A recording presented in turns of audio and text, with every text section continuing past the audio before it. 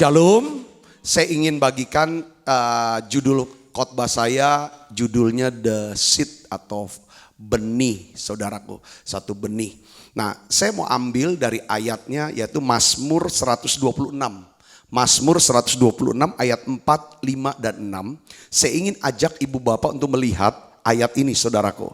Mazmur 126 ayat 4, 5, dan 6. Mari kita akan baca bersama-sama. Kalau ibu bapak sudah dapatkan. 1, 2, 3. Pulihkanlah keadaan kami ya Tuhan. Seperti memulihkan batang air kering di tanah Negeb. Orang-orang yang menabur dengan apa? Mencucurkan air mata akan menuai dengan bersorak-sorai. Orang-orang yang berjalan maju dengan menangis sambil menabur benih pasti pulang dengan sorak-sorai sambil membawa berkas-berkasnya. Di ayat 6 ini seperti ada satu jaminan, saudaraku, bahwa orang-orang yang berjalan maju dengan menangis sambil menabur benih, jaminan apa? Pasti pulang dengan sorak-sorai sambil membawa berkas-berkasnya. Padahal, saya mau kasih tahu, padahal saudara, orang yang menabur belum tentu bisa menuai. Karena banyak faktor yang bisa menyebabkan kegagalan untuk panen. Tapi di sini ada satu jaminan, asuransi sepertinya dari Tuhan. Saudara, ada satu kepastian.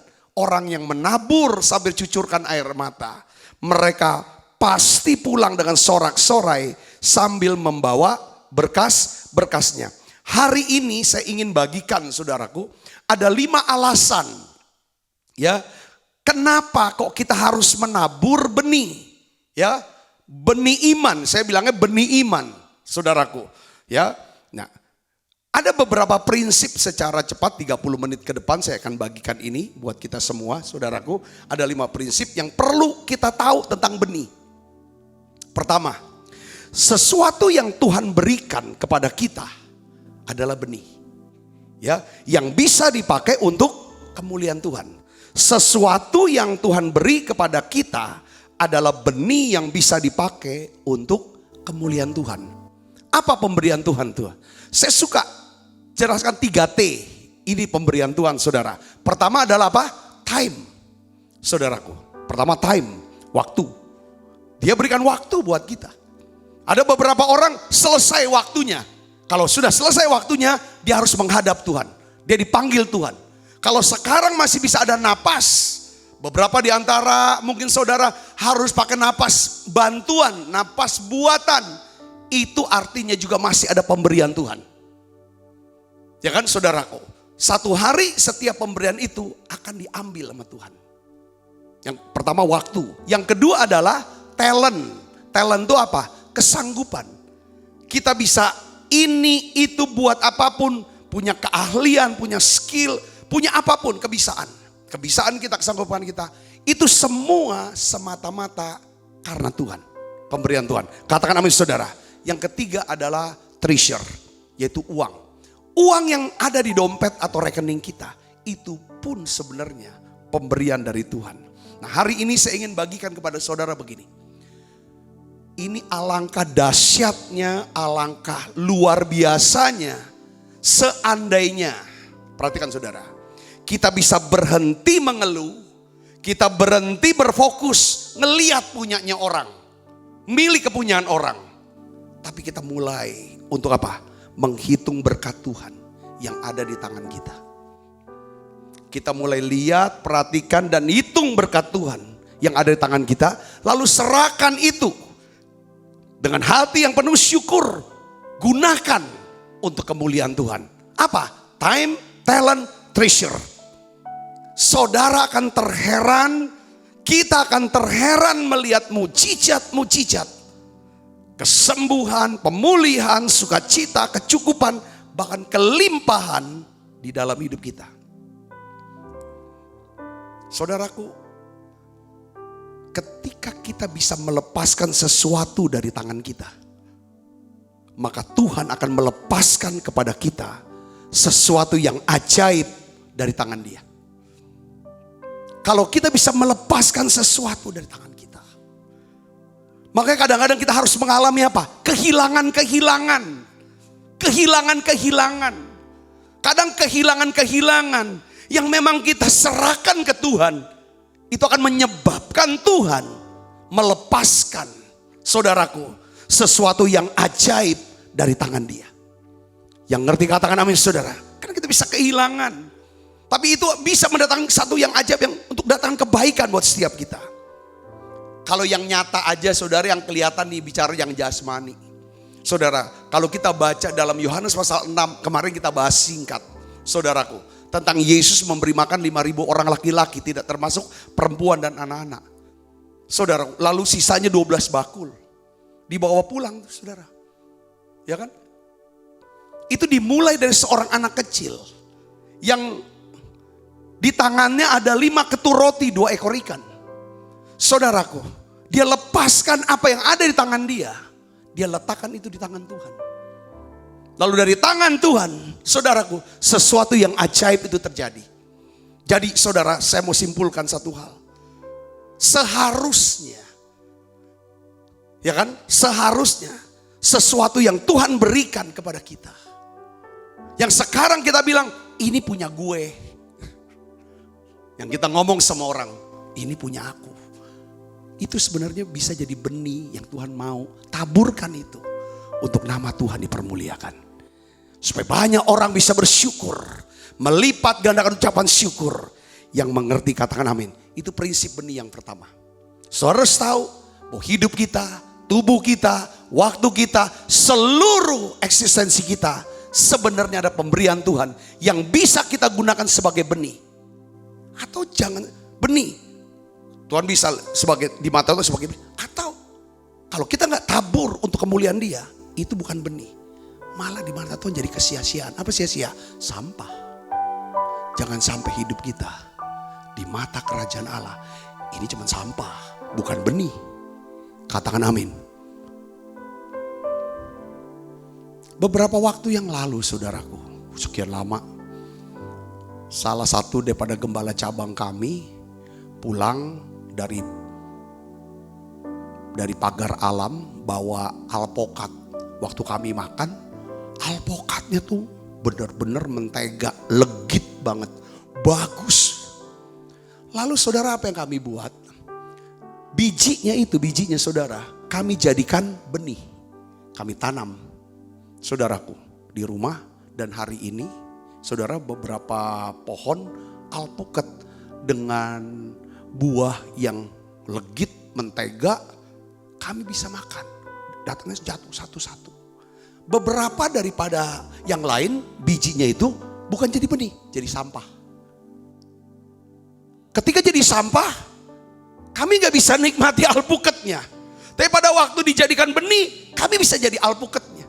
Pertanyaannya sekarang adalah, di mata Tuhan, badan ini benih atau sampah? Sorry, saya ngomongnya sampah. Karena itulah yang sehari-hari kita ini kan. Kalau jadi benih, banyak orang bisa memuliakan Dia. Banyak orang bisa diselamatkan.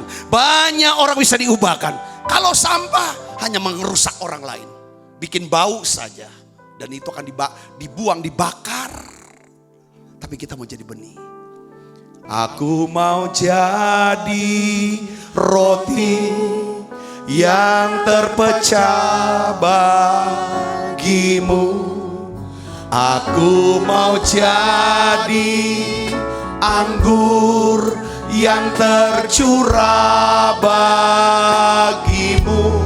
Saksi. Aku mau jadi saksi, memberitakan Injilmu, mengasihi, melayani, lebih sungguh melayani, ayo. Melayani, lebih sungguh. Melayani, lebih sungguh. Tuhan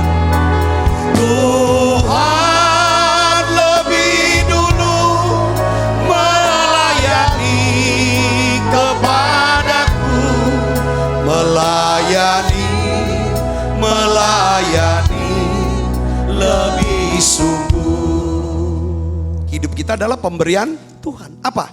3T. Time, talent, treasure.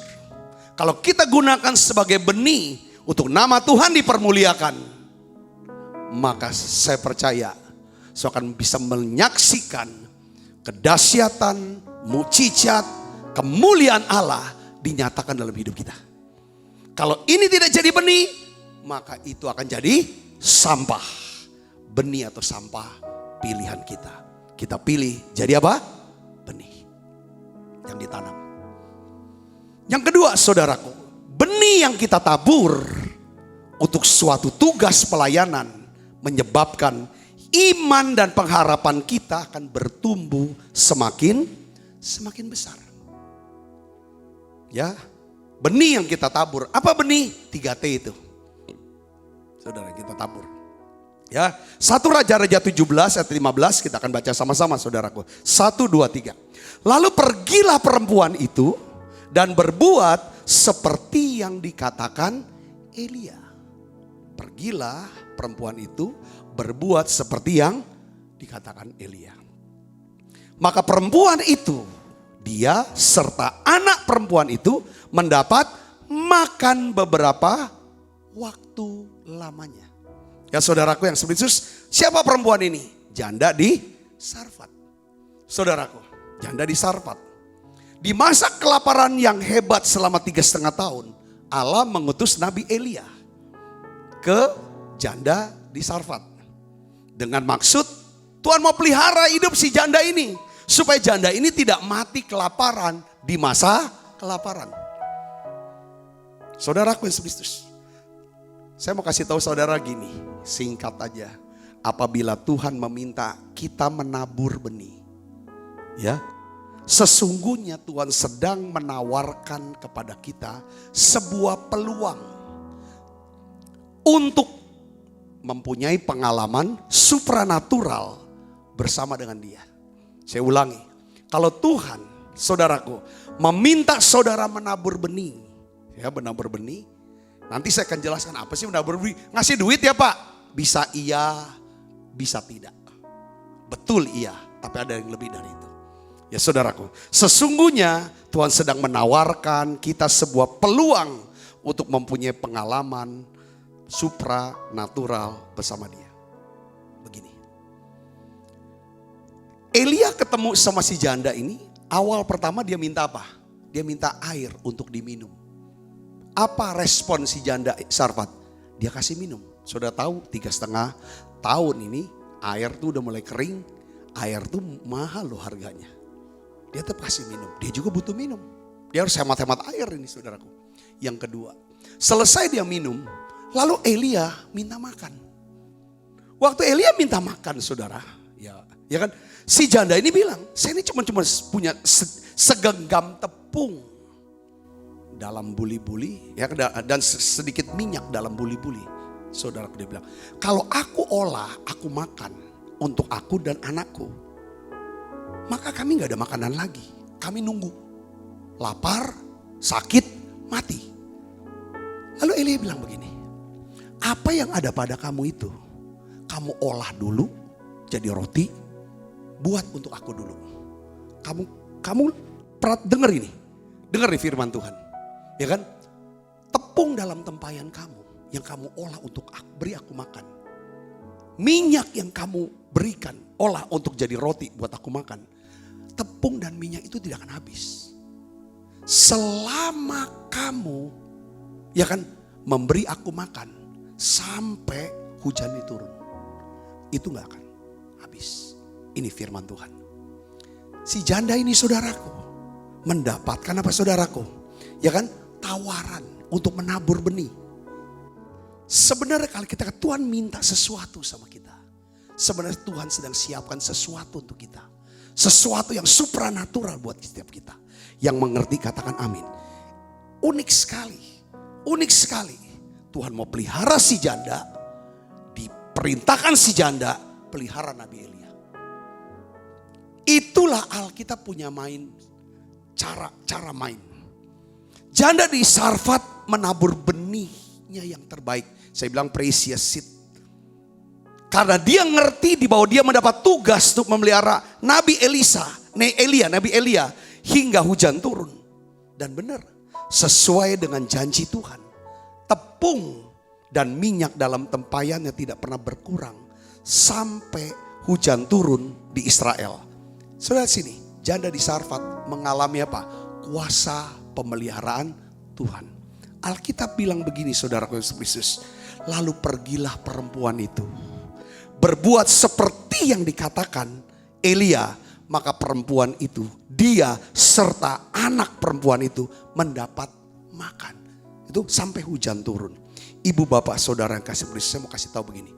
Solusi atas problem ada di dalam benih. Benih yang kita taburkan selalu menjawab masalah kita. Katakan amin. Solusi atas problem ada di dalam benih. Maksudnya adalah benih yang kita taburkan selalu menjawab masalah kita. Jika hal itu berlaku bagi janda di Sarfat, hal ini juga bisa berlaku buat saudara yang percaya. Katakan amin. Benih yang saudara tabur bisa berupa informasi yang berguna buat orang lain. Kasih tahu orang. Jangan disimpan itu informasi. Kalau itu bisa mengubah hidup dia, bisa mengubah bisnisnya, bisa memberkati daripada kesehatannya, memberkati daripada keluarga. Kasih tahu informasi. Informasi itu bisa berupa apa? Firman Tuhan, informasi bisnis, informasi resep, apapun itu namanya benih. Kata-kata dorongan semangat, doa-doa, syafaat yang penuh dengan kasih, kata-kata nasihat. Lakukan tugas pelayanan kita sesuai dengan perintah Tuhan. Hal itu akan menjadi solusi bagi masalah saudara hari ini. Katakan amin saudara. Jadi gini, solusi ada di dalam benih. Masa depan kita juga ada dalam benih. Jadi apa yang kita lakukan hari ini, daily rutin kita, saudara, ya kan? Ya kan, jadi begini, kalau kita mau lihat masa depan kita, lihat daily rutin kita. Ya kan, rutinitas rohani kita sehari-hari, kita bisa lihat masa depan rohani kita. Kalau kita mau lihat masa depan jasmani kita, kita lihat daily rutin kita ini gimana. Kalau kita mau lihat masa depan keuangan kita, kita lihat daily rutin kita. Daily rutin itulah yang namanya benih yang kita tabur. Yang ketiga, ketika Tuhan berbicara mengenai sebuah benih, ketika Tuhan berbicara mengenai sebuah benih, Tuhan sedang menyediakan sebuah tuayan. Tuhan menyediakan sebuah tuayan tuayan mujizat bagi saudara. Yang percaya katakan amin. Nah, di sini saya mau kasih tahu tentang menabur benih. Benih dan ditabur. Itu apa saudara? Benih itu sebenarnya adalah apa sebenarnya? Kalau Alkitab bilang benih itu apa? Firman Tuhan. Perumpamaan terbesar dari Yesus. Perumpamaan pertama dan yang terbesar itu sebenarnya perumpamaan tentang apa? Penabur benih. Saudaraku, benih itu, yaitu firman Tuhan.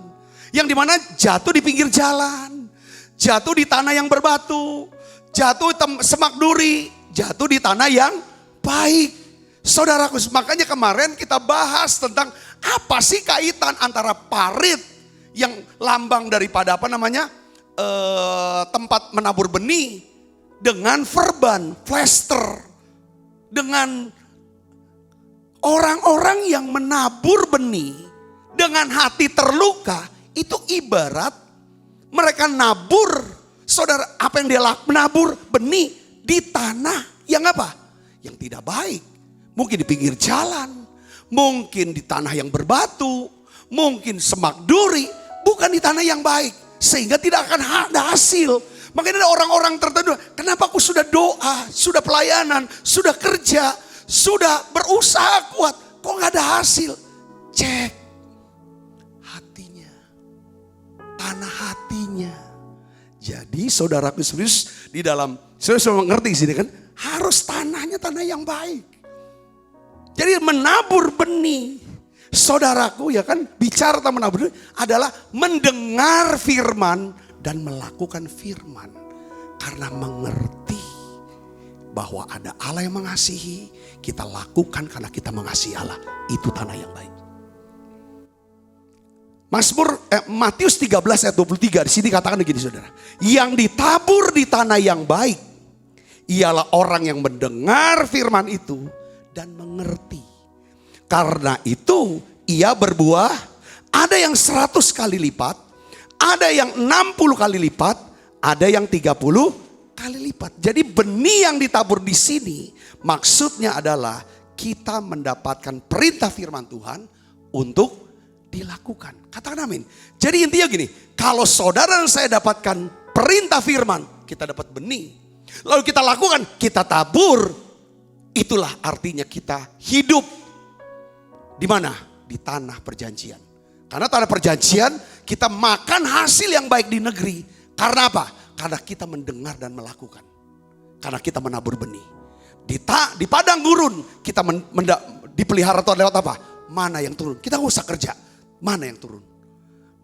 Di fase perbudakan, saudara, kita kerja perut kenyang, tapi hati tidak tenang. Ini yang saya lanjutkan daripada kemarin. Jadi arti menabur benih di sini adalah ketika kita bisa dengar apa yang Tuhan katakan dan kita bisa lakukan. Di situ pasti ada apa? Ada satu tuaian. Tuaian apa? Mujizat, terobosan, kemenangan, damai sejahtera, keselamatan. Beri kemuliaan buat Yesus. Haleluya. Ketika si perempuan atau janda di Sarfat, dia dapat benih untuk ditabur. Olah tepung kamu, minyak kamu. Itu perintah untuk dilakukan. Olah, kasih saya makan. Dengar firman Tuhan. Tepung itu tidak akan habis, minyak itu tidak akan habis. Saudara bisa mengerti ini. Ketika Naaman dapat benih firman. Pergi ke sungai Yordan, mandi 7 kali. Dan kamu akan sembuh. Ketika dia dengar, dia lakukan. Dia makan hasil yang baik. Yang mengerti katakan amin saudaraku. Di sini ini poinnya saudaraku yang Yesus. Ya kan? Jadi kita bisa melihat bahwa ketika si janda di Sarfat mendapat perintah firman Tuhan untuk memberi makan Elia. Sesungguhnya Tuhan sedang menyediakan suatu tuaian berupa pemeliharaan Tuhan yang ajaib di masa kelaparan. Amin. Yang keempat saudaraku, tentang benih. Saya mau ngomong gini. Pengharapan adalah magnet. Pengharapan adalah magnet yang memantik. Saya pakai istilah keren banget. Memantik, saudara memantik. Pek. Saudara pernah lihat korek yang zaman dulu kan? Pek. Yang ada kayak batu, batu apinya gitu. Ya kan, matches gitu lah, ces gitu kan. Keluar itu, mantik. Ya kan? Jadi pengharapan sebagai magnet yang memantik. Datangnya apa? Mujizat. Saudaraku. Ya kan? Iman adalah dasar dari segala sesuatu yang kita harapkan.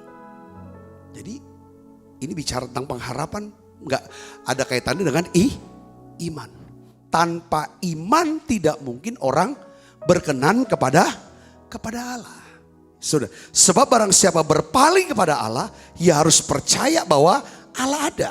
Bahwa Allah memberi upah kepada orang yang sungguh-sungguh mencari dia.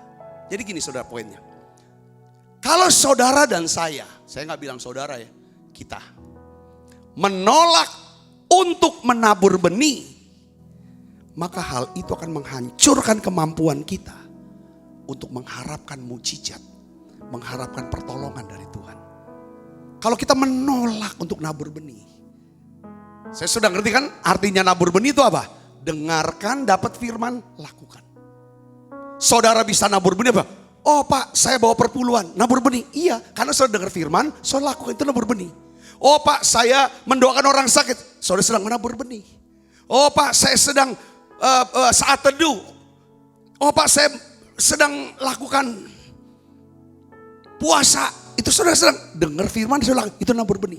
Jadi menabur benih sebenarnya adalah saudara dapat firman, saudara lakukan, itu sudah menabur benih. Artinya gini, seorang yang menolak untuk menabur benih, dia sedang menghancurkan kemampuannya untuk berharap. Ya kan, untuk berharap, mengharapkan mujizat dari Tuhan. Bukankah seorang petani hanya bisa berharap. Ya kan, dia bisa mengharapkan tuaian, panen setelah dia menabur benih. Betul gak? Katakan amin saudaraku. Seorang petani kalau dia gak pernah tabur benih, gak pernah garap tanah, gak pernah tabur benih, dia gak punya dasar dong untuk berharap. Saudara bisa mengerti sini, katakan amin. Ini prinsip tanah perjanjian nih kita nih. Saya mau ajak saudara, ini udah eranya bukan era perbudakan atau era padang gurun sebenarnya fase ini. Fase sekarang adalah fase kita semua berada di tanah perjanjian.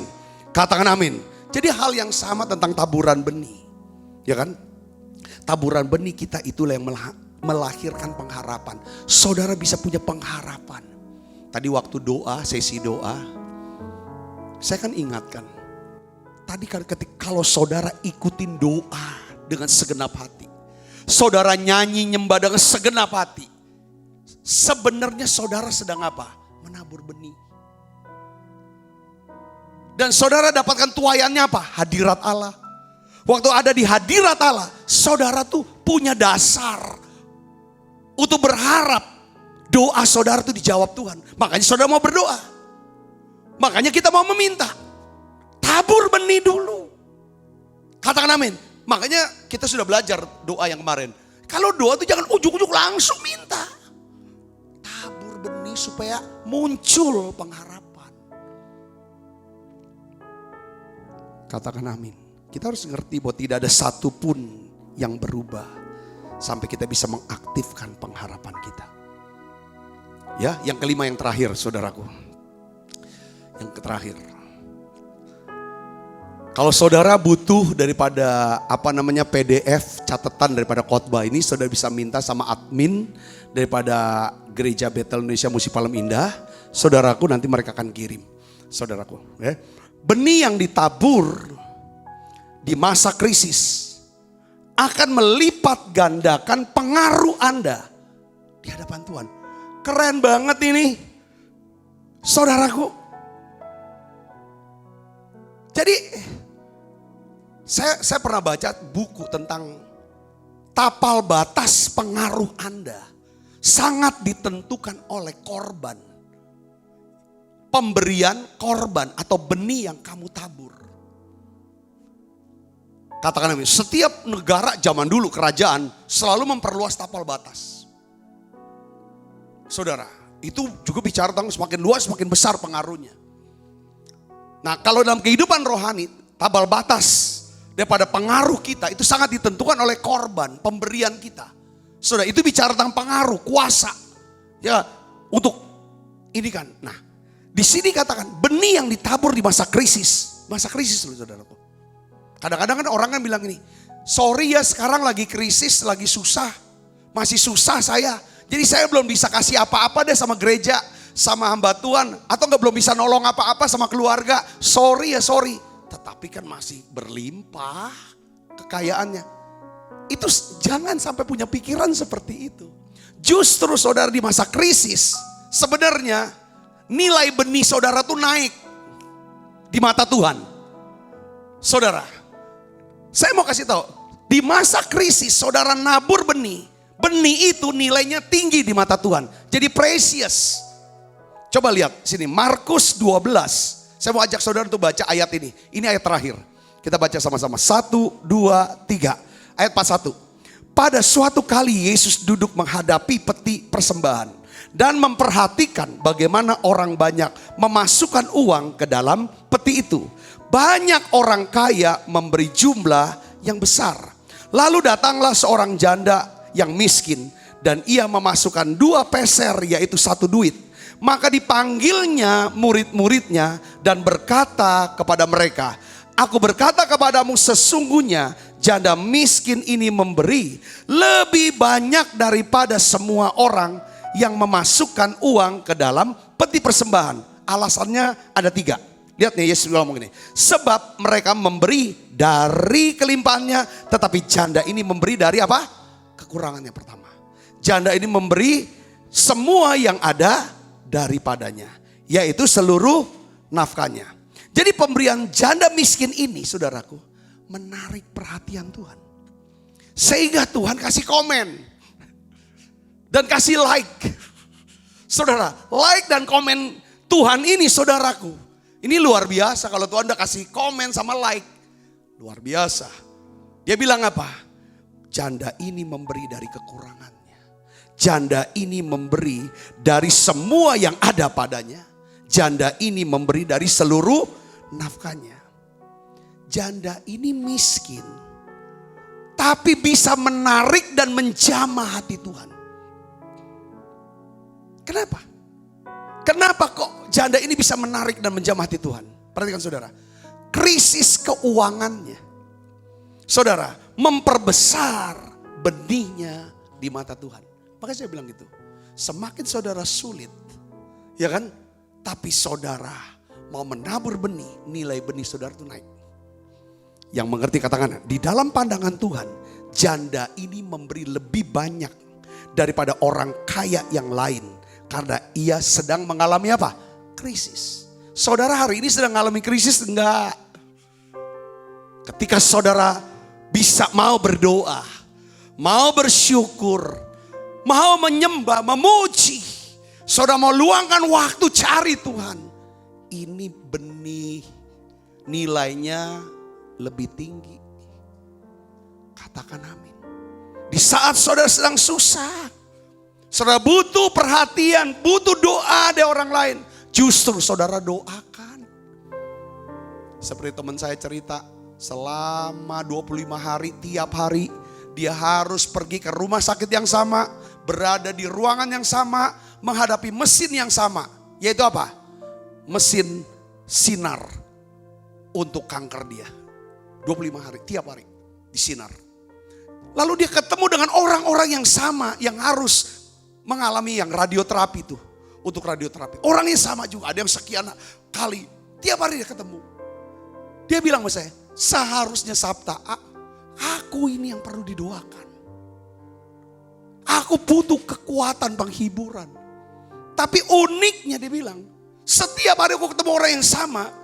Dan mereka semua minta dikuatkan, minta dinasehati, minta didoakan. Aku doakan, semua saat aku doakan. Dia bilang gitu.